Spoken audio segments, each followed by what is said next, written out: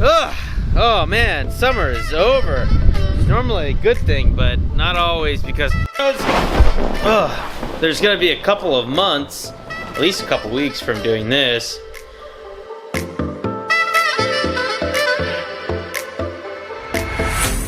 Until I can do this.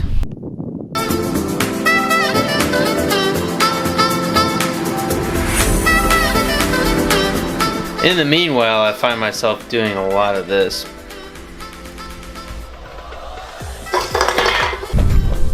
I'm gonna try to give that a rest this year and do other projects. But until then, I'm gonna put on the speech that I did in January. It's pretty much about suicide, so hopefully you like it. If you do, thumbs up. If you don't, thumbs down. I don't know. See you when it snows.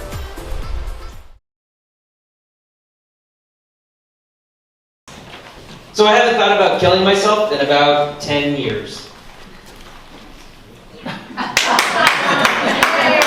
when I was doing my undergrad in Tallahassee, Florida, I thought about it pretty frequently. And I remember laying on the top bunk of my dorm room looking out the 5th-story window, and there was this giant oak tree out there, and the burnt caramel-colored light of the sodium vapor streetlight would shine through the leaves, and when the wind blew, it would like make these shadows dance in my room. And I remember thinking about what it would be like to fall through that space, through those lights, through those shadows, and hit the ground, and how I would find darkness there. And I thought maybe the end was near for me, but it wasn't. I'm still here. So when I graduated, I went on a 12,000-mile bike ride, and I did that to redefine myself, and it worked. I made my way to Alaska, and I became an Alaskan. So that very first summer, I built trails in the summer, and then in the winter, I planned on drinking heavily, and life was good. So that job ended, and I decided I was going to ski to Nome. I'd never skied before. I was from Florida. I'd never seen snow.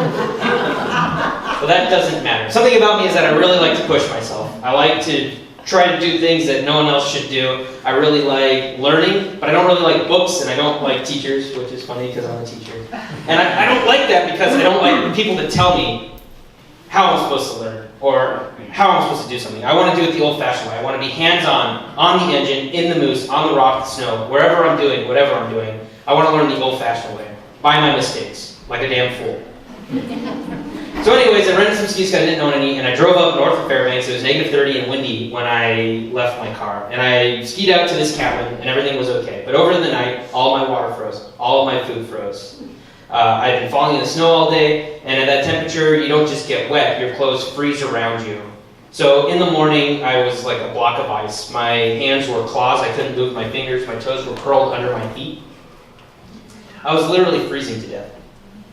And I remember crawling back to my car. And of course, I couldn't get my car started because it was -30 and been sitting there overnight. And I remember crawling into the back of my Subaru, getting in my sleeping bag and shivering. And those dark thoughts from my undergrad kind of crept back into my mind and into my body. I still haven't skied to Nome. That spring, I took a job with the 2010 census, and I was going out to little villages to count the people there. And then I'd come back to Anchorage, and I'd drink heavily, and then I'd go back out to the village for like another 2 weeks. So the next village was Shishmaref. And so I was in this tiny little plane sitting next to the pilot, bouncing through space and through fog. And I remember looking over at the pilot, and his hands were like clenched on the yoke, and his knuckles were white, and he was terrified, but I was strangely calm. And I remember thinking what it would be like to fall through that space, through that fog, to hit the ground and to find darkness. But I didn't find out. We landed in Shishmaref, and I started walking around and talking to the people there. And what I learned is that everyone has something that motivates them, that drives them, that they're willing to reach out through the fog to find. Something that they want to learn, something that they want to teach. Something that they can do to make the world better, to make their community better, to make themselves better. In Shishmaref, for a lot of these people, it was their heritage, their ancestry, where they came from and why they were there. So when I was in Shishmaref counting the people and talking to them, I learned about them, and that brought them happiness. So that job was over, back on the teeny tiny plane, sitting next to the pilot, bouncing through space through the fog, and the pilot is clenched onto the yoke, and I'm calm, but I remember looking down and seeing my hand on my knee, my knuckles white. And this was the most terrifying plane ride of my life. But because of that, it was also the best plane ride I've ever been on. Because I learned that I had something to lose. Deep down inside, I had some of Shishmaref's happiness inside of me. And that was something that I needed to keep alive. 8 years later, I made it. I'm in Haines. And there's this long-running joke between me and all my friends that I have like the worst luck imaginable. It's not a joke. So I try to make it a joke and play it off like it's not a big deal, but it really does affect me. So for instance, last year I went through 3 trucks, 2 snow machines. I have an amazing amount of debt. I can't keep a roommate and I can't keep a girlfriend.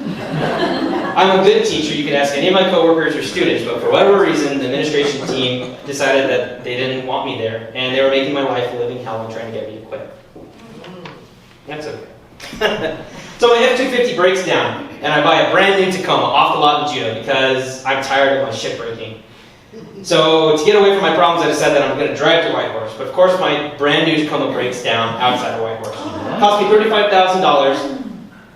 It had 400 miles on it. I'd had it for about 2 weeks. I ditched it there, and I hitchhiked back to Haines.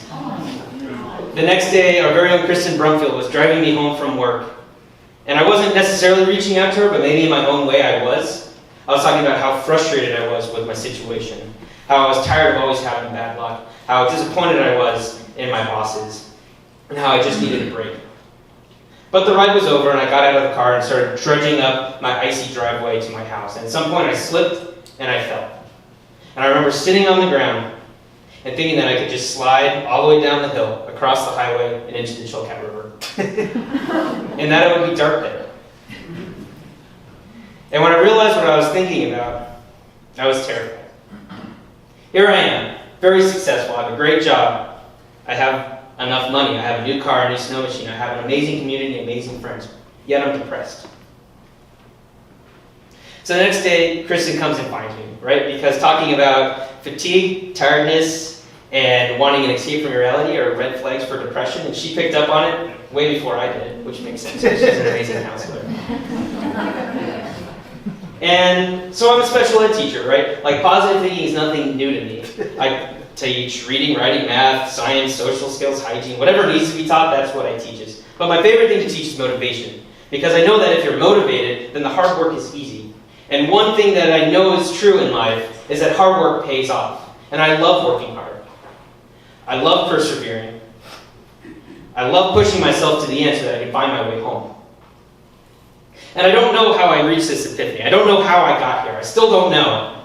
But I reached this epiphany. And sometime along the journey, I was so fixated on how shitty my life was that I forgot to think about how fortunate I really am. Every time my car broke down, I had an amazing friend who would let me borrow theirs or give me a ride home. I had enough money to buy a new one or to get it fixed. I was fortunate enough and lucky enough to get one of the best jobs in one of the best school districts in Alaska. I was lucky enough to have the most challenging students, and I was lucky enough to have their trust. When they were going through the toughest times in their life, they would come to me and let me guide them through so that I could become a better educator, I could become a better teacher, and I could become a better motivator. I was lucky enough to have Dick Haas's amazing lunch 5 days a week, and I was lucky enough to have everyone in this amazing community welcome me into their homes. Every time I almost died while I was skiing, climbing, or paddling, I was lucky enough to keep going. I was lucky enough to get to learn from my mistakes. And in my saddest moments when my friends died around me, I was lucky enough to survive. I was lucky enough to learn from them. And I'm lucky enough to get to carry on their legacy. So here's the thing that I'm learning. The depression, the struggle, that's the hard work. Happiness isn't an inherent right. It's not something that we just get. It's something that we have to work for. It's something that we have to reach through the fog and fight for.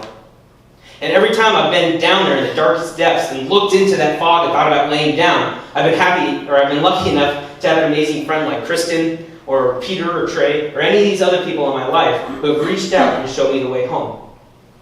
And I'm lucky enough to know how to stay motivated. I'm lucky enough to work hard. And because of that, I'm lucky enough to know happiness. Thanks.